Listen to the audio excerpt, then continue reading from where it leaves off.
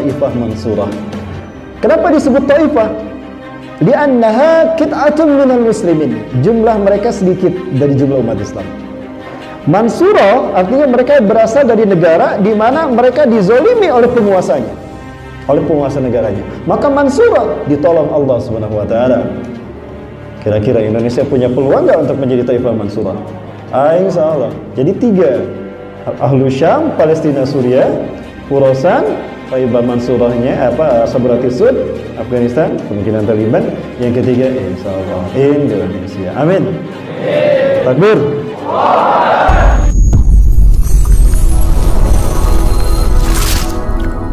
An-Nasir. Sumala la yasiru ila wahidin minhum. Kemudian tidak sampai kekuasaan itu kepada salah satu pun dari mereka. Thumma tatu ar-rayatu as-sud min kibalil masriq. Kemudian muncullah para pembawa panji hitam dari arah timur. Kemungkinan besar para pembawa panji hitam ini adalah dari arah Afghanistan yang Rasulullah sebutkan Khurasan. Mereka kita tahu sekarang adalah Taliban yang kemarin, yang beberapa hari yang lalu, beberapa bulan yang lalu pernah berkunjung ke Jakarta kan, makan-makan bersama dengan Wakil Presiden dan Pak Anies Baswedan. Apakah datang jadi Afghanistan cuma untuk makan-makan saja?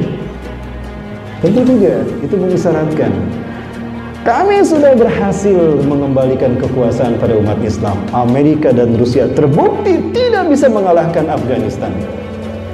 Kami tunggu kalian, hei umat Islam Indonesia. Maksudnya itu Pak, isyarat. Mau kapan ditungguin ya, jangan lama-lama.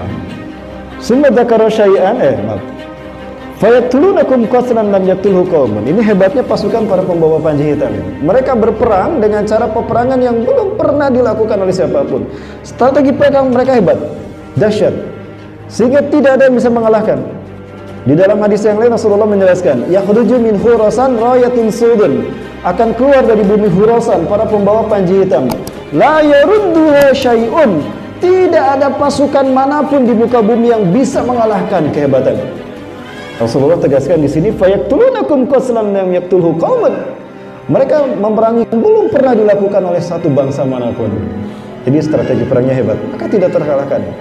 Hatta tunsaba bi Ilya, sehingga panji hitam itu mereka tancapkan di Ilya. Ilya sebutan lain dari Al-Quds.